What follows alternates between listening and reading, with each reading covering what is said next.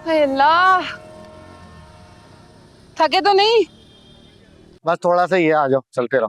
कहाँ थोड़ा थोड़ा करके शौकत कहाँ तक ले आए हो? अरे भाई, चप्पल घिस गई चल चल के, ऊपर से गर्मी अलग और भूख अलग लगी है। कुछ बैठ के खा लेते हैं कहीं। हाँ, ये तुमने सही बोला, पहले कुछ चुग लेते हैं। वैसे भी तुम्हारी अम्मा का तो मुझे देखते ही पारा हाई हो जाता है, पता नहीं अल्लाह जाने मुझे कुछ खाने को दे भी ना दे। अब ऐसा भी नहीं है, अम्मा मुझे तो कुछ ना कुछ दे देंगे, आपका पता नहीं। अच्छा, मतलब मैं भूखा रहूं?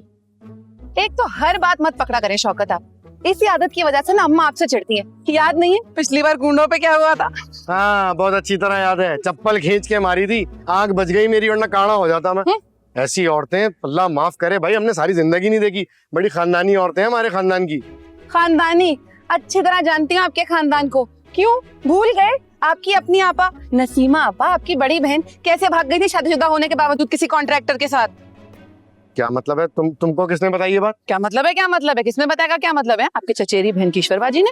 और किसने बताया मुझे? उन्होंने ही बताया था कि वो शादी के बाद कैसे भागी। अरे मैं पूछती हूँ कि अगर भागना ही था तो शादी करने की क्या जरूरत थी, और अगर शादी कर ही ली थी, एक बच्चा था, तो भागने की जरूरत क्या थी भाई?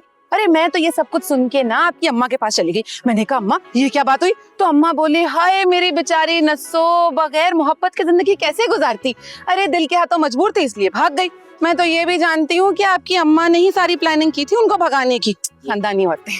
और ये सारी बात तुम्हें किसने बताई?